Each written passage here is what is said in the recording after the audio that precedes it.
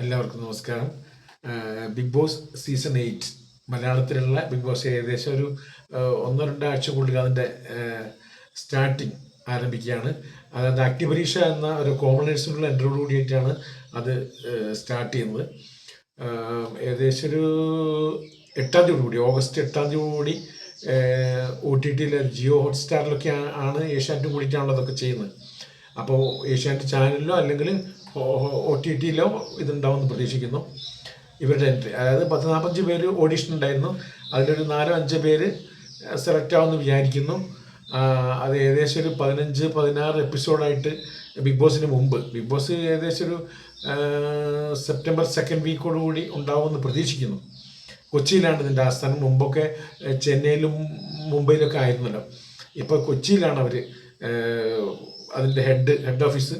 അത് big boss നടക്കുന്നത് കൊച്ചിയിലാണെന്നാണ് അറിയാൻ കഴിഞ്ഞത്. പിന്നെ ഭയങ്കര ഒരുപാട് ആൾക്കാരെ, ഒരുപാട് തരത്തിലുള്ള ആൾക്കാരെ സെലക്ട് ചെയ്യുന്നത് കേട്ടു. അതിൽ ഒരാളുടെ പേര് അറിയുന്നത് നജീം അർഷാദ്, ഗായകൻ ആണെന്നുള്ള ഒരു 90% അണിയറ പ്രവർത്തനം കിട്ടുന്ന ന്യൂസാണ്. ഇത് കൺഫേം ഏഷ്യാനെറ്റോ അല്ലെങ്കിൽ മറ്റുള്ളവരോ പിന്നെ ഔദ്യോഗികമായിട്ട് പ്രഖ്യാപിച്ചിട്ടില്ല ഒരു പേരും ഇതുവരെ. ഏഷ്യാനെറ്റ് പറഞ്ഞ് ഇന്ന ആൾ വരുന്നോ, അല്ലെങ്കിൽ കോമണേഴ്സിന് എത്ര ആളെന്നോ, അല്ലെങ്കിൽ ബിഗ് ബോസിലെ ഡയറക്ടർ എത്ര ആളെന്നോ പ്രതീക്ഷിച്ചില്ല. കാരണം കഴിഞ്ഞ പ്രാവശ്യം ഇതുപോലെ തന്നെയാണ്. കുറച്ച് പ്രൊഡക്ഷൻ ലിസ്റ്റിൽ നിന്ന് ഒരു 30-40 ആൾക്കാരും വന്നിരുന്നു. അതുപോലുള്ളൊരു പ്രൊഡക്ഷൻ, കാരണം ഓരോരുത്തർ വരുന്നുള്ള അണിയറ പ്രവർത്തകരിലൊക്കെ കുറേ നമ്മൾ അറിയുന്നവരും കാര്യങ്ങളൊക്കെ ഉണ്ടല്ലോ. അപ്പോൾ അവരിൽ നിന്ന് അറിയുന്ന ഒരു ന്യൂസ് പ്രകാരം ഒന്ന് നമ്മളെ നജീം അർഷാദ്, പിന്നെ വരുന്നത് Balaji, serial artist, serial cinema രംഗത്തൊക്കെ ഒരുപാട് നല്ല അഭിനയം കാഴ്ചവെക്കുന്ന ബാലാജി നല്ല അഭിനയമാണ്. അത് നമുക്ക് വന്നു കഴിഞ്ഞാൽ തന്നെ നല്ലൊരു അഭിനയം നമുക്ക് ബിഗ് ബോസിൽ കാണാം. പിന്നെ അശ്വതി നായർ എന്ന് പറഞ്ഞാൽ ഒരു സീരിയലിലൊക്കെ ഉണ്ട്, നല്ല കഴിവുള്ള ഒരു കുട്ടിയാണ്. അതുപോലെ തന്നെ അന്നപ്രസാദ് ഇൻഫ്ലുവൻസറാണ്, ഡാൻസറാണ്, ഇപ്പോഴത്തെ സോഷ്യൽ മീഡിയയിലൊക്കെ നിറഞ്ഞു നിൽക്കുന്ന നല്ലൊരു താരം.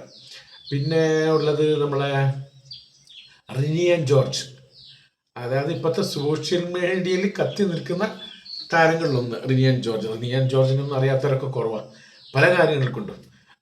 പിന്നെ എന്താണ് കാര്യങ്ങളൊന്നും നമ്മൾ പറയാൻ ഉദ്ദേശിക്കുന്നില്ല. പക്ഷേ സോഷ്യൽ മീഡിയയിലൊക്കെ ഏറ്റവും ഫേമസ് ആയ നല്ല നല്ല എല്ലാവർക്കും ഇഷ്ടമുള്ള രീതിയിലുള്ള പ്രസ്താവനകളും അതുപോലെ മിന്നിത്തിളങ്ങുന്നവർ എന്ന് വേണം പറയാം. പിന്നെ ബിനീഷ് ബാസ്റ്റിൻ, നമ്മളെ സീരിയലിലൊക്കെ, നമുക്ക് സീരിയലിൽ അതുപോലെ ഹാസ്യരംഗങ്ങളിലൊക്കെ നമുക്ക് ഒരുപാട് കാണുന്ന ബിനീഷ് ബാസ്റ്റിൻ, എല്ലാവരും അറിയുന്ന ആളാണ്. ബിനീഷ് ബാസ്റ്റിൻ ഉണ്ടാവുമെന്ന് കേൾക്കുന്നു.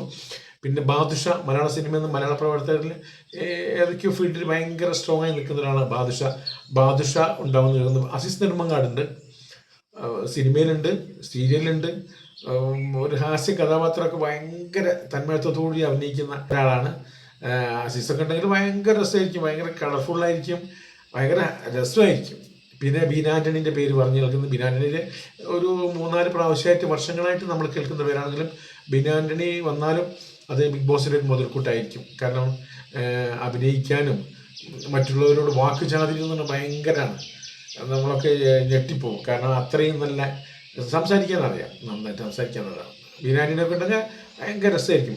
പിന്നെ ഉപ്പുമുളകിൽ അഭിനയിക്കുന്ന ഉപ്പുമുളകിൽ അത് എല്ലാവർക്കും ഇഷ്ടപ്പെട്ട ഒരു കഥാപാത്രം വിശ്വാസം.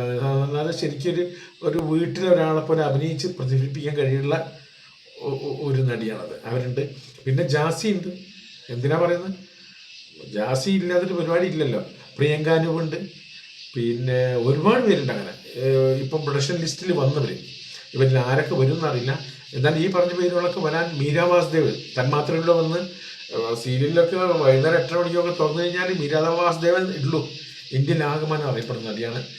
വന്നു കഴിഞ്ഞാൽ അതൊരു അസറ്റായിരിക്കും ബിഗ് ബോസിന്. ഇപ്രാവശ്യത്തെ ബിഗ് ബോസിനും ഒരു അസറ്റായിരിക്കും. അതുപോലെ മോഹൻലാൽ ഉണ്ടല്ലോ, മോഹൻലാലിൻ്റെ ആഴ്ചയിൽ വരുന്ന സമയത്ത് എല്ലാവരും പറയും ബിഗ് ബോസ് അങ്ങനെയാണ് ഇങ്ങനെയാണ് കാണരുത് പിടിച്ചതെന്നൊക്കെ പറയുമെങ്കിലും 1-2 ദിവസം കണ്ടു കഴിഞ്ഞാൽ നാളെ അവിടെ എന്താ സംഭവിക്കുക എന്നുള്ള ഒരു എല്ലാവർക്കും ഭയങ്കര ആകാംക്ഷയാണ്.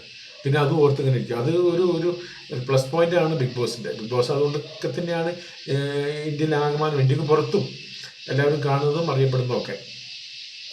ഏതായാലും ഇത്രയും വിവരങ്ങളാണ് അണിയറ പ്രവർത്തനം അറിഞ്ഞിട്ടുള്ളത്.